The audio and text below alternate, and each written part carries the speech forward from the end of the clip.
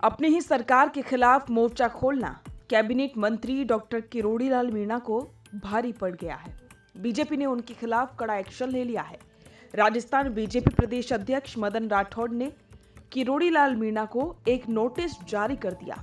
ये नोटिस बीते दिनों भजनलाल सरकार पर एक के बाद एक कई आरोप लगाने को लेकर किया गया है। किरोड़ीलाल मीणा का नोटिस दिए जाने के बाद राजस्थान की राजनीति में हलचल पैदा हो गई है। कांग्रेस ने भजनलाल सरकार पर आरोप लगाया है कि दाल में कुछ काला है। मदन राठौड़ ने किरोड़ीलाल मीणा को नोटिस भेजा है। नोटिस में ये कहा गया है कि आप बीजेपी के सदस्य हैं, पार्टी के टिकट पर सवाई माधोपुर क्षेत्र से विधायक चुने गए हैं, आप राजस्थान सरकार में मंत्री भी हैं। बीते दिनों मंत्री परिषद से इस्तीफे की सूचना समाचार पत्रों में प्रकाशन कराई गई थी और भाजपा सरकार पर आपके टेलीफोन टैप करने का आरोप जो लगाया है वो गलत है।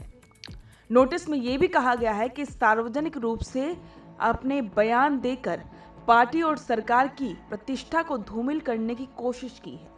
ऐसे में आपके बयान को बीजेपी के राष्ट्रीय अध्यक्ष ने पार्टी के संविधान के हिसाब से अनुशासनहीनता माना है। बीजेपी के राष्ट्रीय अध्यक्ष के निर्देश के अनुसार आपको कारण बताओ नोटिस भेजा जा रहा है। किरोड़ीलाल मीणा को 3 दिन के अंदर देने के लिए कहा गया है। वहीं मीणा ने इस पर कहा है कि उनको ऐसी कोई नोटिस के बारे में जानकारी नहीं है।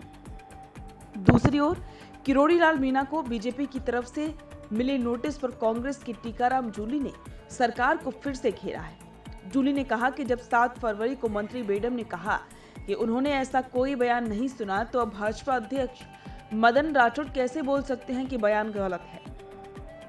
उन्होंने कहा कि भाजपा खुद ही अपने बयानों में फंस चुकी है, दाल में कुछ काला नजर आ रहा है।